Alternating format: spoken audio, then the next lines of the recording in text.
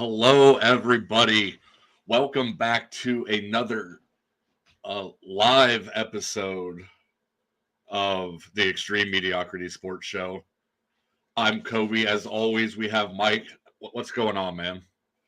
Hey man, happy Thanksgiving, man. Happy early Thanksgiving. Feels good to be back. Another live episode, like you said. Some stories to get into, some Thanksgiving game picks to go through. So we were looking forward to this episode for sure. Yeah, this is going to be a fun one. It's a big one. It's always fun to get on here and do it live. Yeah, man. Live on are we on TikTok? Live on TikTok, YouTube, Twitch? No, I was getting crazy echo in my headphones, so we're gonna have to do a trial run on that. Yeah, if you're on TikTok, come on over to YouTube or Twitch. Yeah, no, so yeah, I couldn't even go live over there. So, but no problem. We're still gonna get into it. So, yeah, I think the Browns are a hot topic right now for a lot of reasons. QB situation. They have a Shedeur that came in, played decent, got the Browns a win. But then you also got Myles Garrett on that side, wreaking havoc. Coach making questionable decisions. So I think we should start off with the Browns as a whole. Yeah, we can do that. Let's get me fired up right at the beginning of the episode. So I feel like we should start at the top. So, I mean, we kind of talked about it earlier in the season where Stefanski, we were like, is he the right man for the job? Is he, making some boneheaded decisions, especially with his players, who he's putting in? So if Shedeur starts to win, do you still think that his job is in question, or you think that he'll stick around? Oh, man. It's hard. It's hard to say because even though we have been bad, like he is still winning Coach of the Year awards for like when we make the playoffs and stuff. Like his offense, it obviously it can translate in the NFL, but I don't know. There's something there. It seems like he's not completely sold on Shedeur. Yeah. So if Shedeur is having success, I don't know if Stefanski's offense is not built for him. He likes to run the ball, play action, roll out, screens, and I feel like if you're running an offense like that for Shedeur, maybe not so much like easing him in, but that's not really how he plays. He likes to air it out, stay in the pocket, and move the ball down the field, which I mean he tried to do last week, but like I said, last episode, just some rookie mistakes but it's kind of hard to see how Stefanski won Coach of the Year twice. Like just by looking at this season, I'm like, how did he win Coach of the Year? And I don't even remember when that happened, but apparently it happened. It did. But it happened 2 years in a row. Yeah, I'm just like, well, what? And what did he do? Because right now he's looking like he shouldn't even be a head coach. Like he should be not even a coordinator at this point, because the play call and we already was mentioning all season was shaky at best. But I was just wondering if Shedeur really starts to win, if they could pull off a win against the 49ers, and they start to gain some momentum and some confidence. I'm like, are they really will they really keep Stefanski around, or would they still make that switch like everyone is anticipating? Yeah, I don't know. I saw I didn't dive into the article, but it said top of the Browns ownership is not afraid to clean house. So that means Andrew Berry and Kevin Stefanski. Andrew Berry was absolutely, doing everything he can to bring in, he was actually building a decent team. And then he had the big blunder with the Deshaun Watson trade, giving him all that money, giving up all those draft picks, and then him just not, doing anything. So a lot of people don't like him for that. But then you look at this rookie class we have right now with Mason Graham, Carson Schlesinger, Harold Bannon. And yeah, we have 2 rookie quarterbacks, which was kind of a questionable call, but I think we found out pretty quick that Dillon Gabriel's not going to quite be that guy that we thought or hoping for. And I will say this: I am glad he did name Shedeur the starter this week coming up against San Francisco. I think he earned it. If you go out there and get a win, regardless of how much you actually contributed to it, that's a team bonding, game. That's about putting confidence in all your other players too. So in the national media, I'm not sure like what it is locally, but they was kind of making a big deal of Stefanski kind of looking over or kind of looking past Shedeur in the locker room after the game, like he didn't give him a game ball. He just kind of made like a little light comment, said basically good job, and just kept it moving.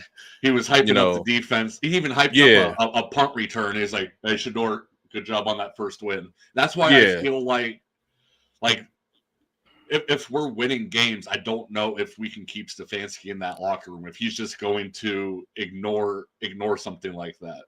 Because I'm sure the other players and coaches kind of see the shadiness or the, because I'm sure in Dillon Gabriel's first win, was more, hey, game ball or good job or more, appreciation or whatever. But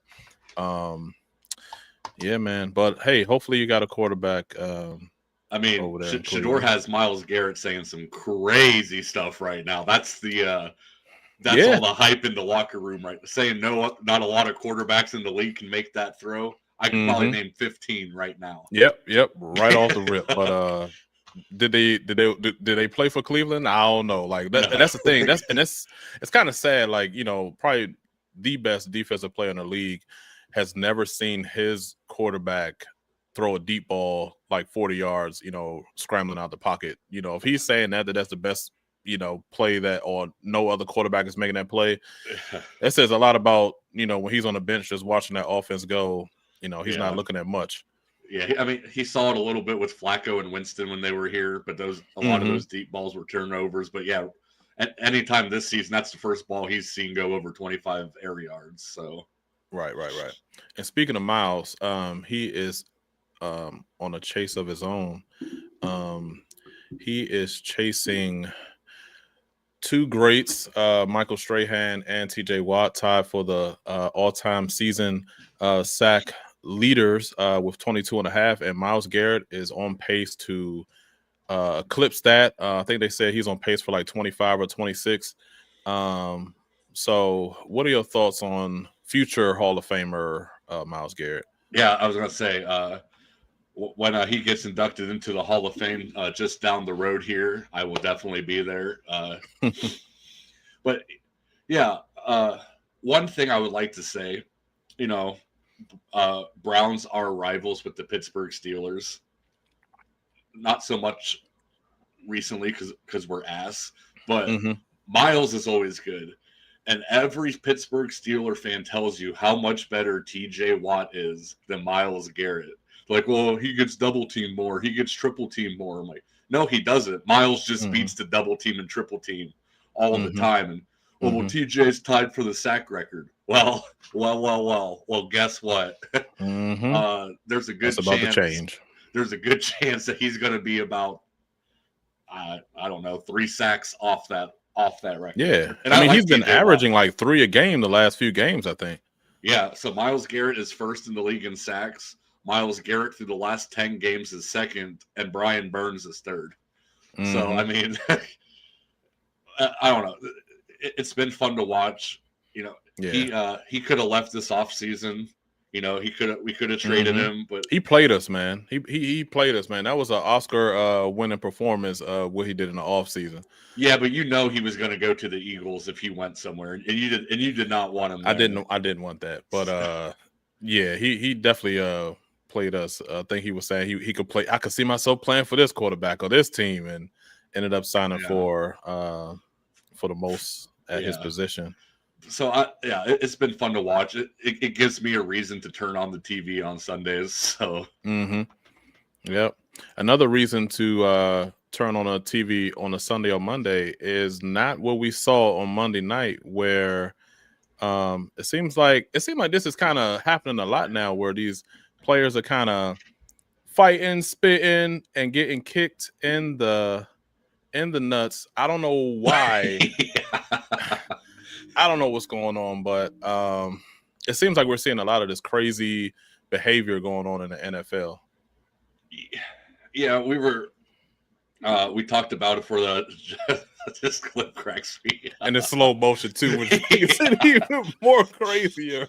No, we talked about it with the Jamar Chase thing. He's saying like, "Oh, I got spit on." He's like, "No, you didn't." I was like, "Your word means nothing when there are hundreds of cameras pointed at you in all these different angles." Now, everybody thought Jauan Jennings was the one that was kind of starting this fight. Yeah, like that was the very first thing you saw was like, "Oh, Jauan Jennings swings at Carolina Panthers." Whoever, like, man, what is up with this dude? Then you see the clip and you're like, never mind. Makes sense now. And I don't think the Carolina Panthers player came out and said, "I don't think I punched him." No, brother. Yeah, exactly. You have to own that one. You full on uppercutted that man, or you're not supposed to be doing. Actually, you're not supposed to just throwing uppercuts at all. But right. The game is well out of hand at this point. Like I do want to know if there was something that happened before that. Like maybe they were trash talking a little bit, because I don't think, like, you're in the midst of competing in a sport. You're like, you know what I should do right now? Just bang. Like I couldn't guard this man all night. Yeah, like let me square one up on him. But yeah, one more time for good measure. But yeah, I mean, what was it? First game of the season, that Thursday night game. Jalen Carter spit on Dak. Yeah. Well, and again, he said, "No, I didn't." But you can clearly see. I don't know. It seems like every couple of weeks we're getting a dude suspended for a game for, unsportsmanlike conduct or whatever you want to call that. And it seems like, I don't know what the NFL has to do to crack down on it, but it's kind of like a repeated thing where players just feel like either, first of all, they need to get their emotions in check. You kind of learn that early in sports to kind of have some good sportsmanship. But I'm not sure what the NFL is going to do. Maybe they'll look into it in the offseason. But, I mean, you can't have it where every other week somebody is either spitting on someone, kicking them, hitting them where they shouldn't be, breaking out in fights. So I guess they got to figure out something as far as trying to control those behaviors in the NFL. Yeah, I mean, end of the day, these are grown-ass adults making a lot of money just to go out there and throw, like, little temper tantrums. But right. So another topic, one that is really confusing to me, is this Brandon Ayuk situation. So I know he had the knee injury last October of last year. He was working his way back. I'm not sure why he's not back yet. I'm thinking that he probably should have came back by now, but apparently he wasn't attending the team meetings, wasn't trying to practice, and they voided his contract next year. I think it was like $20-something million. Yeah, I think it was like $25 million. Yeah, so I guess the news is that he may be released. If he is released, is that a player that you would want to see on the Browns? Because I'm gonna answer the question for the Commanders as well. But is that a player that you would want as a talent on the Browns next season? Well, I think as far as the Commanders go, you'll take somebody off the streets right now to play wide receiver. But I don't know. Like when he was healthy and like actually wanted to play, he was good. You know. And I think we actually almost traded for him last year or the year before. But like we were just talking about with like getting your emotions in check, like how these guys can kind of just get, I guess you could call them divas. Yeah. Now that's right there. Right there, he's like the actual definition. Right. Like, yeah, I could play, but I'm not happy with my situation on the team, or whatever it may be. Either way, it's not a good look for him. As a wide receiver talent, sure, I would love to have him on the team. But we also had guys like Johnny Manziel and Josh Gordon, who were amazing talents on the field. But they couldn't stay on the field, constantly getting in trouble with stuff, and then just all the stuff going on behind the scenes, and that kind of player is just not helping your team in any way. Yeah, I totally agree. And of course, I like to see him on the Commanders, but it depends on how much we'll pay him. Definitely not $25 million coming off of a knee injury, a really bad knee injury. But if the price is right, I wouldn't mind taking a shot at him. I think we could probably get into our mid-season awards. Let's see. Let me take. I don't want to show another clip of that. Let me. No, we need one more. All right, hold on. One more. One more for.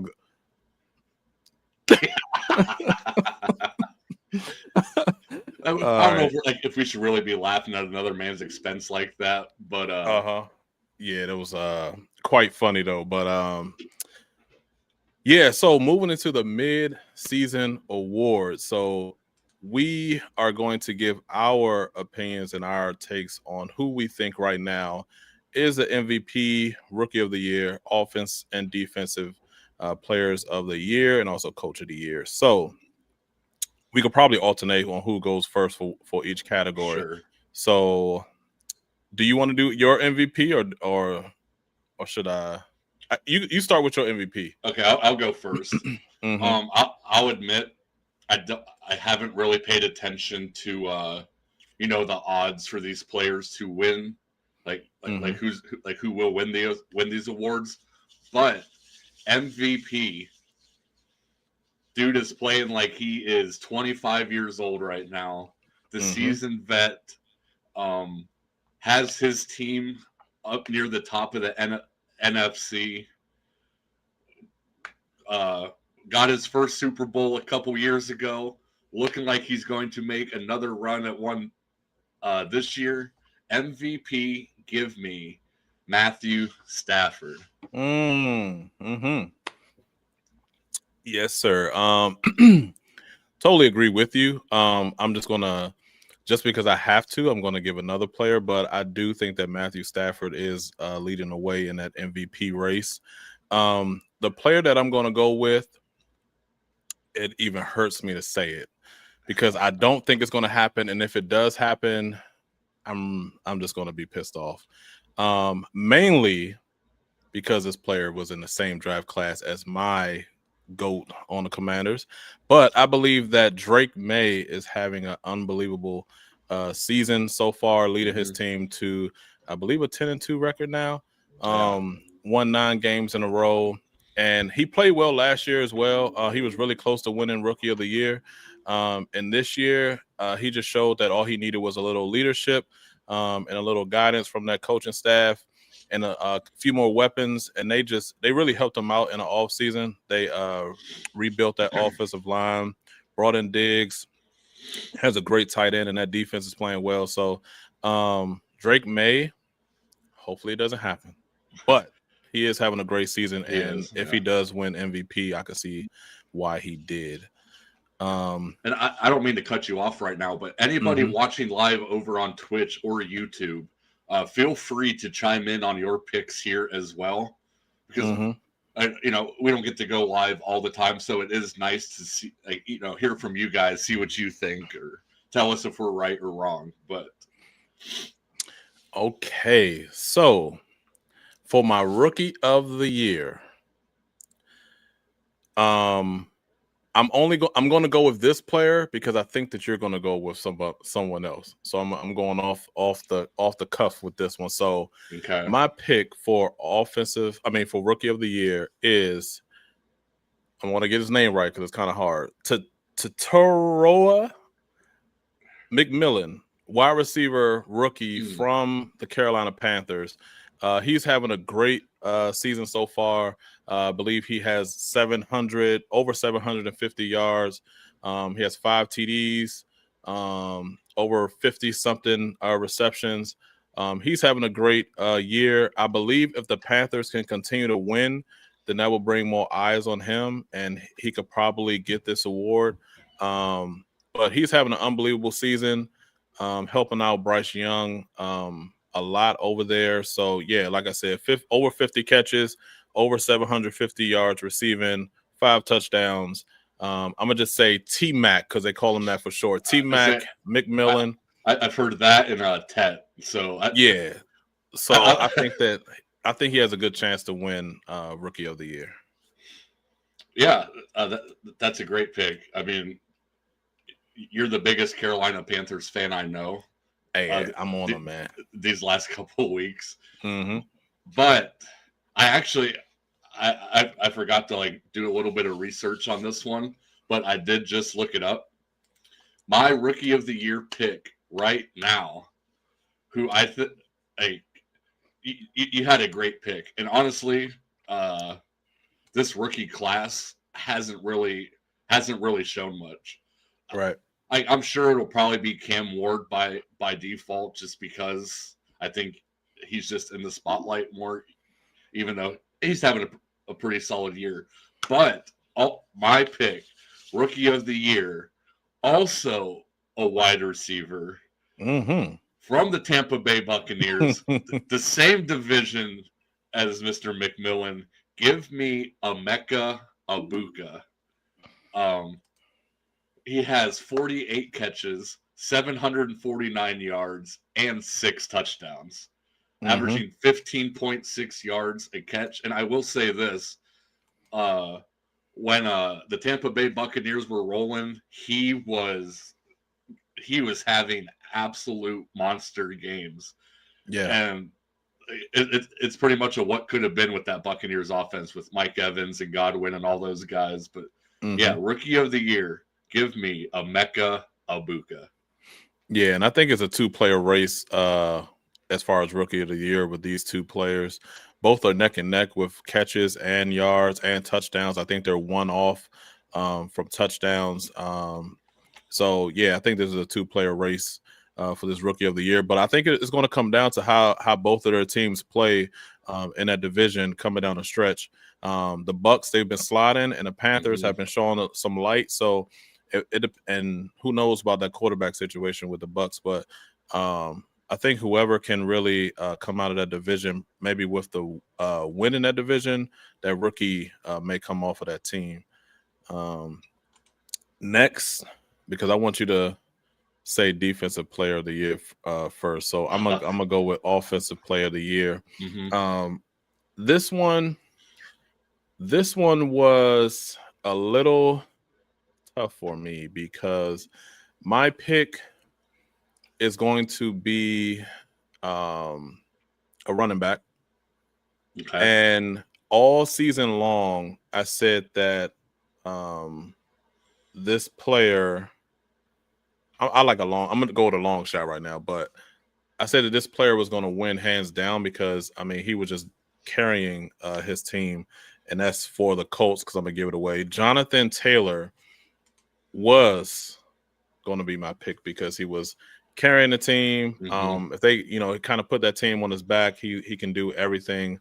And they were all to a hot start early on, but lately they're sliding and they're not really feeding him. And he's been getting stopped recently, but I'm going with a player that is not being stopped as of yet. He looks unstoppable. For probably one of the most explosive offenses in the league, I'm going with Jahmyr Gibbs as my Offensive Player of the Year. He may be a long shot right now, but he's playing really well. Yeah, he can catch the ball, run the ball. It doesn't matter. If you need a play at any given time, he is going to make it. So Gibbs for me is my Offensive Player of the Year. Yeah. That's a very tough person to argue with, and Alex, I will give you the flop of the year after I give my Offensive Player of the Year. But I thought I was going to have to change my answer because the way you were talking about Jonathan Taylor, I still think it is Jonathan Taylor. I don't know what Gibbs' stats are off the top of my head, but he has like 750 receiving and like 750 rushing. Something like that. Okay. Yeah. So Jonathan Taylor right now is sitting just under 1,200 yards and 250 yards receiving, 17 total touchdowns. Good Lord. Yeah. 17 total yeah. touchdowns. Yeah, him and Gibbs, like there for like 3 weeks in a row, they were each scoring like 2 or 3 touchdowns a game. It was crazy. Mhm. And then obviously Gibbs had that big play in overtime last week when where Jonathan Taylor kind of struggled. But Mhm. like you mentioned how the Colts are sliding, and I think they have to realize what their bread and butter is, and that's Jonathan Mhm. Taylor. I think over these next couple weeks, Jonathan Taylor's going to get that, get going again, and yeah, I think he could be Offensive Player of the Year. I mean, MVP is always going to be a quarterback. They might as well just call that the most valuable quarterback, and then Mhm. everybody else underneath. But yeah, I think Jonathan Taylor for Offensive Player of the Year. That And is a good one. I Flop of like the this Year. question. Yeah, I Flop of like the this. Year. Give me Jaden Daniels from the Hell Washington no. Commanders. Hell no. There's no way. Definitely not. I could think at least three or four players over JD5. Before He's been dealing with injuries all season. Listen, before like our first episode, and we were like our first like actual like week 1 NFL game. All I heard from you was, "Oh yeah, this is going to be his MVP season." And even when He's he was hurt. even when he was healthy, he was not healthy for like playing 1.5 games. Yeah. No, that was just the first person that came to mind when I saw the question. I actually like that question because I have a couple people in mind that kind of had a letdown season so far. Both are from the same position. The first one is going to be King Henry. Mm-hmm. He, to me, when you have Lamar Jackson go down with an injury, your team is going to rely on you a lot more than what they usually would. And he kind of literally dropped the ball a lot this season, especially early on. He had a fumble issues. Seemed like he was fumbling every other game. Team seems like they're able to slow him down. They can't really completely stop him, but he had a few games where he only had maybe 50, 70 yards. If he's only running the ball, putting up those type of numbers, teams are going to have success. And I think that's why they were losing a lot early on in the season when Jackson was trying to get himself together. But that's one player that I feel like has flopped a little bit. And the second player, a huge one for me, is Saquon. Mm-hmm. Saquon is not himself. He doesn't even know what's going on with him. He can't get into a groove. I think he only had maybe 40 or 50 yards last game. And the team will start to struggle if he cannot get it right, because I don't think that Hurts can really carry that team like he probably think he can. Yes, he's been accurate and mistake free, but they really need to get Saquon together. He's been a letdown. He's not really doing what he could do. So yeah, I think Saquon is probably the biggest flop this year, especially comparing him to what he did last year. Mm-hmm. He's definitely a shell of himself right now. Yeah. I can't think of like anybody big off the top of my head, like who I was expecting to have. If we're taking injuries out of it, I do like your Derrick Henry call, because it seems like the last couple of years it's like, oh, dude is undefeated against Father Time. He's just going to be, stiff arming dudes into the ground until he's 80 years old. But yeah, he doesn't. If he's not able to run you over, he's definitely not running away from you. Right. So that was a great call on Derrick Henry. And yeah, that was a great question. Anything else you guys can think of, like during it, we don't even have to be talking about it. Anything that you want to throw out to us, we'll answer it for you. Biggest team flop. The biggest team flop? Let me I gotta think about this for a second. Biggest team flop. Well, up to a couple of weeks ago, I would have said the Baltimore Ravens. Mm-hmm. You can't say the Bengals because they had injuries. And I know their record's still pretty solid, but just the way they've been playing, you could maybe say the Buffalo Bills with like how high their expectations are. I mean, they're still, right around the playoff picture. Mm-hmm. But they are, I'm sorry, the Buffalo Josh Allens, as I referred to them. Mm-hmm. But that a little bit of disappointment there. I actually like that one because, like you said, even though the Buffalo Because they're Bills, healthy. yeah, they're healthy, and just because they have a winning record, the Bills have been losing to some questionable teams. Yes, they got blown out recently and looked horrible against that Texans defense like a week and a half ago, but they look bad again. I think they lost to the Falcons on Monday night. They lost to some teams that they definitely should have won. And it seemed like if Josh Allen didn't have that cape on, that team was just gonna, find a way to lose. So I do like that pick as for the Bills being a flop team so far this season. And on opposite of that, it kind of makes me question, like, who would be your biggest surprise team this year? Mm. Like obviously the Colts are playing well. The Broncos are the number 1 seed. But I'll tell you what, if injuries just don't exist, every team is 100% healthy. Mm-hmm. I think the New York Giants would be a playoff team this year. Their whole young core is with the way Dart was playing without Neighbors, Scadaboo was running well. That defense has been solid. Now, I'm not saying they're going to win that division or anything, but and maybe not a playoff push, but they'd be in the conversation, sitting around maybe 7-8 wins. I think the Giants over the next couple years, depending on how the draft goes for them, they're going to be a team to watch.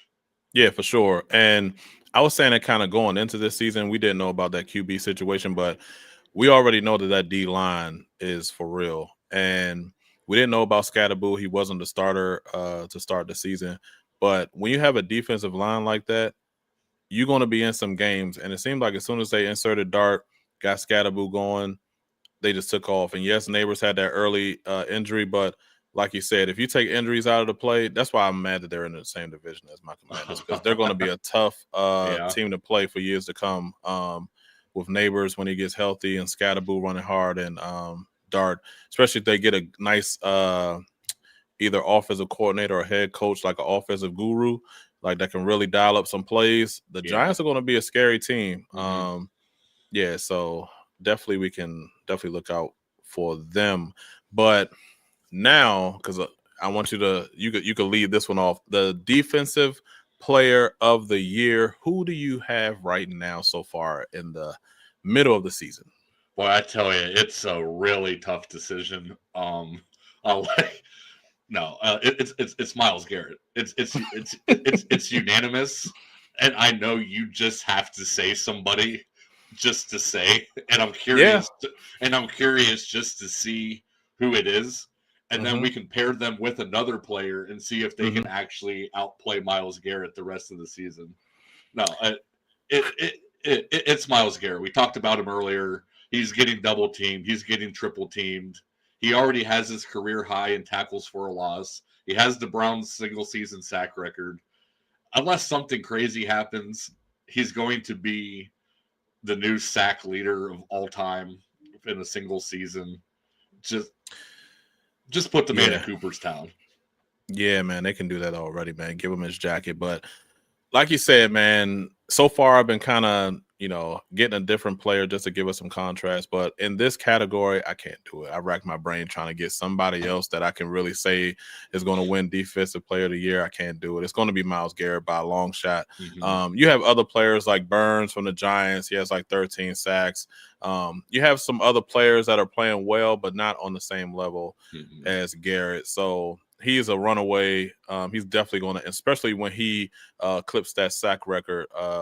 It's automatic Defensive Player of the Year. I am interested to see who your Coach of the Year is going to be. I have mine. If you go with him, I'm going to switch. And I was the exact same way. I had a guy. Okay. And I can go first, and then if I say yours, and you could give me your second. Okay, go ahead. All right, for my Coach of the Year, I am going with a coach that made a huge impact on this team. This team was a bottom feeder last season. I believe they only won 3 or 4 games. And this coach came in, turned the entire team around in just a few months. So my coach of the year is Mike Vrabel. Okay. Yeah. So I mean, as soon as he came in, you think that he's a defensive guy, Mhm. which he is, but I think that he had the most impact with Drake May, like we said earlier. I think he infused a lot of confidence in him. And he is really moving that team in a way of where they believe and they know that they can win each game. Doesn't matter how close that game is. They know that they can win, and I think that that's all because of Mike putting that confidence in them. So yeah, that is my coach of the year. He got that team to a 10-2 start. Yeah, This I season. like that. And I forgot the Patriots had only won a couple of games last year, but they also lost their first round pick, Will Campbell, their offensive tackle, for a couple weeks coming up. So we'll see how they deal with that. But I was going. I have a NFC coach here, NFC North. The team last year struggled. They weren't really helping out their rookie quarterback, but they went out. They brought in an offensive guru. The offense is clicking. My coach of the year right now, Ben Johnson. I like it. I like it. Hey, are you gonna be done soon? We're live. Okay. Are you gonna be done soon?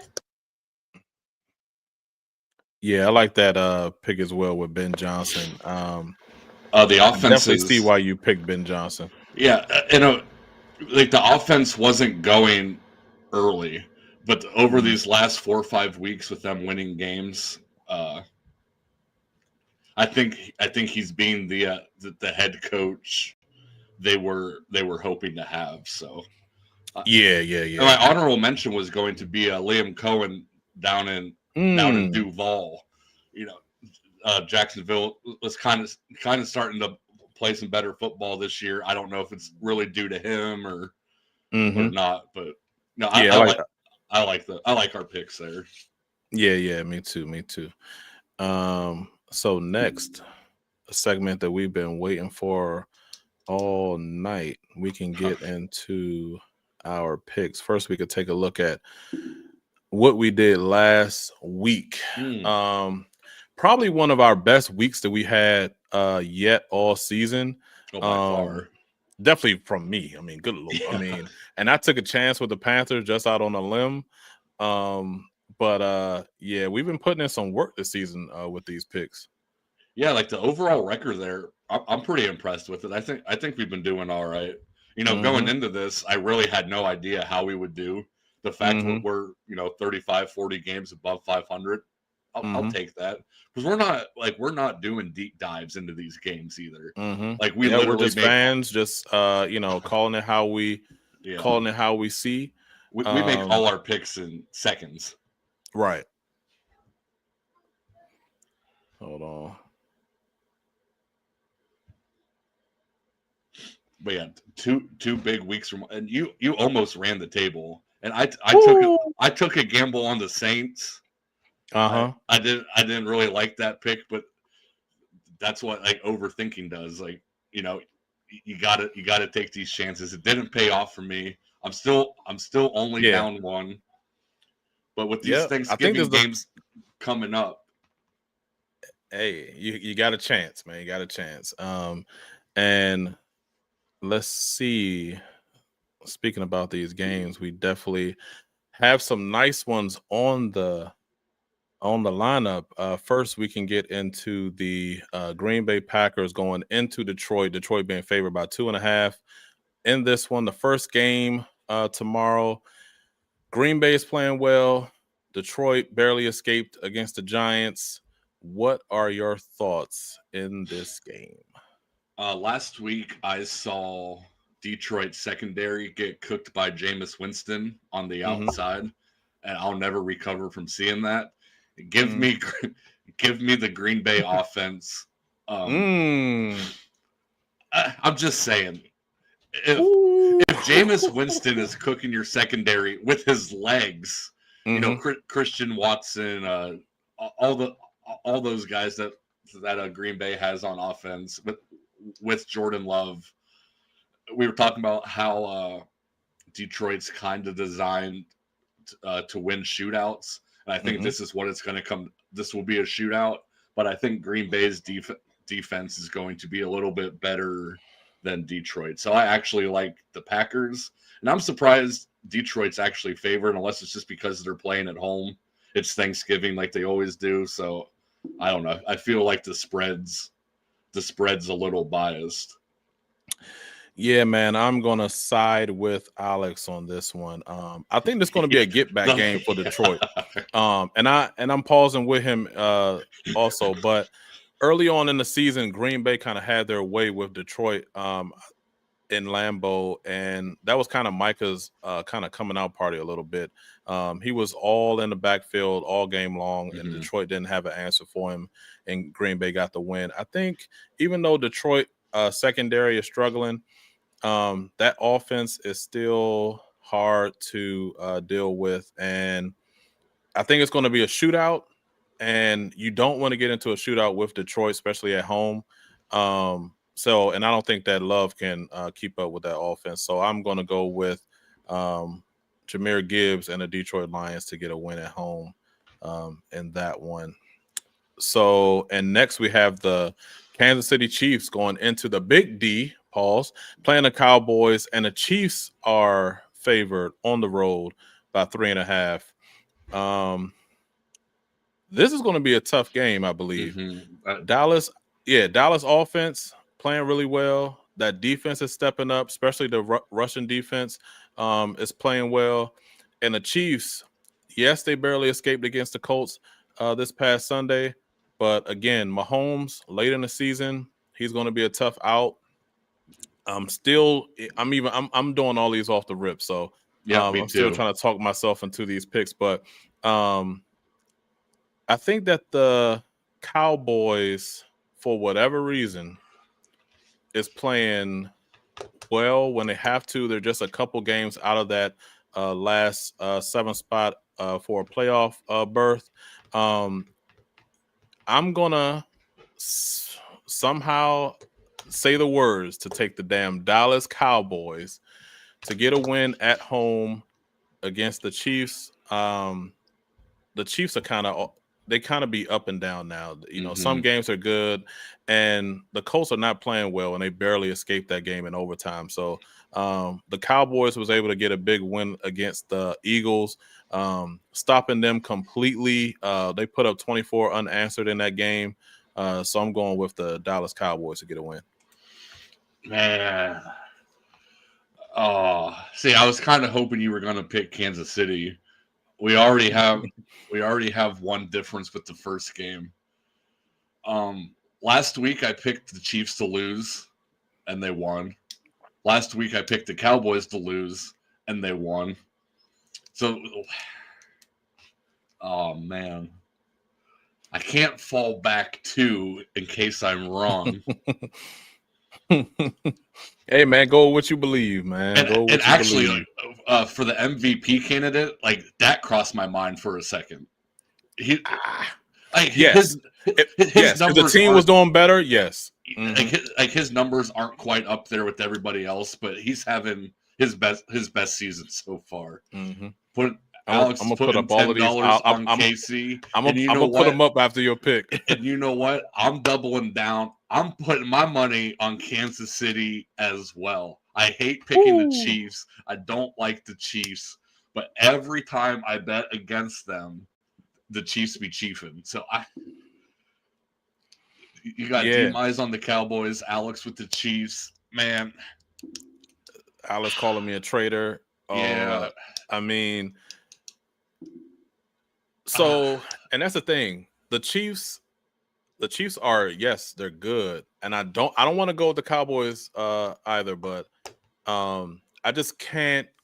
The Chiefs are just all over the place, and the Cowboys on Thanksgiving at home is a tough out, and the Chiefs just haven't really shown that they are consistent enough. And the Dallas Cowboys look really good. Yes, in the first quarter they looked bad, giving up almost 21 points in the first quarter. After that, it was locked down. Like, they didn't give up anything. 24 unanswered. I mean, the Chiefs were struggling against the Colts and barely escaped in overtime. So, I mean, but I like your pick. I like your pick. I like your pick, man. I don't like it. I definitely don't love it. But if Kansas City comes through, I'm happy with it. So, yeah, they want that turkey. Yep. So now getting into the final game tomorrow, we have the Cincinnati Bengals traveling to Be More, playing the Ravens, and the Ravens are favored at home by 6.5. Joe Burrow's back in this one. Mm-hmm. How do you see the game going? Man, I don't know. Like, if Burrow wasn't playing, I like Baltimore. I can't wait to hear what you're about to say. Baltimore has been so bad offensively. But if you're a struggling offense, the one of the few teams you want to go against to get your offense going again would probably be Cincinnati. Mm-hmm. And I don't know. I don't know how much dust is sitting on Joe Burrow right now. If he's knocked the dust off, man, could be a lot of dust. Could be a lot of rust.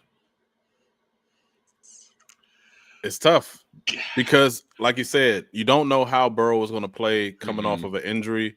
Ravens, again, they're a wild card as well. You don't know. Lamar hasn't really done a lot with his arm. He's just kind of been managing the game just because of the opponents they've been playing.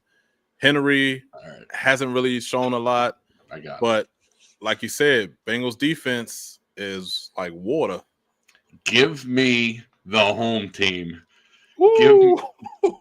Give me the Baltimore Ravens. If they're not able to get any pressure on Lamar, this has to be a bounce back spot for the Ravens offense. If they can't get it going, pack it up. We'll see you next year. I don't like know. I like it because you're going opposite. Because if you won't do it, I will. I'm going with the Cincinnati Bengals on the road. Give me Joe Burrow, Joe Cool, Joe whatever you want to call him. I don't care if it's rust, dust, must. I don't care what it is. I think the Bengals is going to go into Baltimore to get a win on the road. Divisional game. The game is going to be close regardless in these divisional AFC North games. Give me the Bengals to get a win on the road. And yeah, man, the Baltimore Ravens. It's going to be close though. Either way, it's a toss up to me. I don't think that 6.5 is going to happen. Yeah, I mean, if both teams play their potential, like actually look like they're supposed to, I do like Baltimore, but yeah, I don't know. Hey man, you wanted this. You wanted your back against the wall. I know I did, and I think I got pushed through that wall, and I'm looking for another one. This next game could be it. We have the Chicago Bears going on the road into Philly, playing the Eagles. Eagles being favored by 6.5. Two good playoff teams in this one. For me, this game is a no-brainer for me, only because that Chicago defense is not good at all.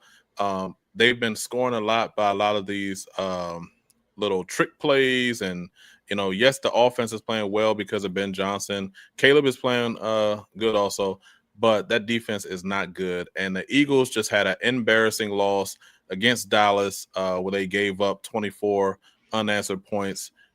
I think that they'll look more like that first quarter that we saw where they put up that quick 21 points. And I think Saquon is going to get more involved in this game as well. I think they're going to try to lean on him, especially since he was voicing that he really needs to shake that rust off. So I am going with the Eagles to get a win against the Bears at home. Oh, man. No, I too like the Eagles, but do we just want to go for a clean sweep of disagreements? I have to We put could. I have to put into consideration that if I lose all 4 of these games, I'm down, Oh Lord. I'm down Hey, 5.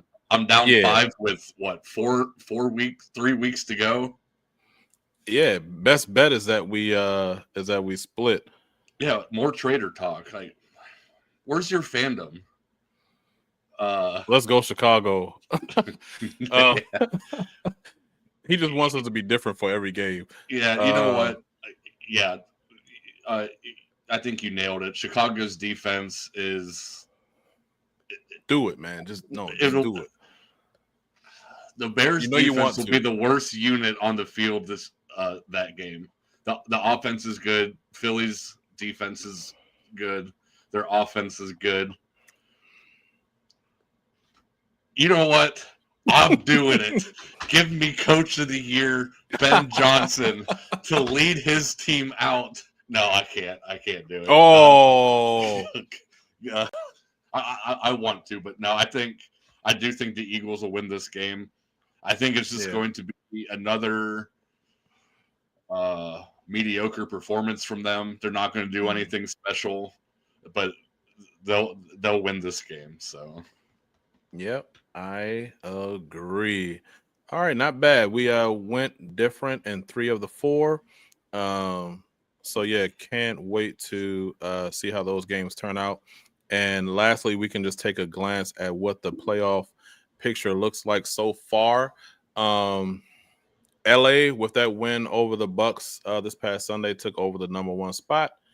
Eagles moved down to number 2. The teams that are in the hunt, Detroit and the Panthers, I think out of both of those teams, the team with the biggest shot to get in is probably the Panthers, because if you don't know how Baker Mayfield's shoulder is going to be, I know they said, I don't think he practiced today, but if the Bucks start to slide, Bucks can I can see a pathway for the Panthers to get in.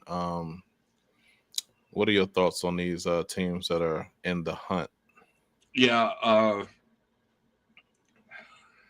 it's strange seeing the Bills at 7. That's and who knows? They could keep sliding too. You never know. Yeah. The Texans, if their offense can find a way to get anything going, it's kind of weird to say that Davis Mills has kind of put a spark in that offense. He seems to be doing a little bit more than CJ Stroud was. The Steelers, they were leading the division, but ever since Lamar came back, the Ravens have kind of took over that division, but that can go either way. But yeah, the Lions right behind the Packers, and you mentioned the Buccaneers and the Panthers. Yeah, the Panthers have the easier, division to win. But, oh, man,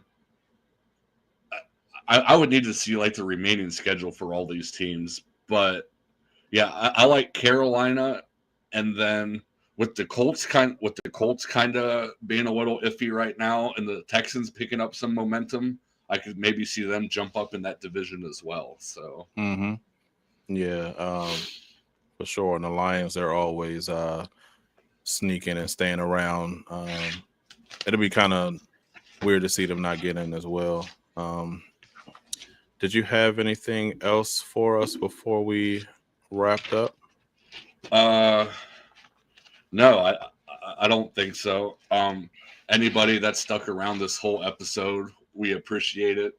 I saw some activity on YouTube and Twitch.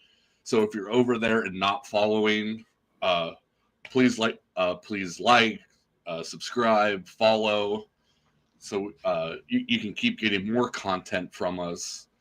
But hopefully everybody has a good Thanksgiving, spending time with their families, eating too much and watching football.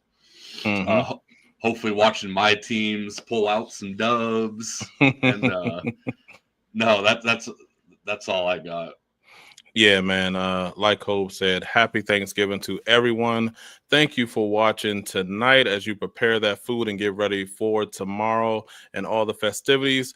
And like he said, subscribe to the channel. Hit that notification bell so you know the next time we go live or we drop another episode. Leave a comment if you didn't already. Let us know what you thought of our picks and what you thought about the episode overall. And let us know what you want to see from the next episodes as well. And as always, peace. Happy Thanksgiving. See you guys.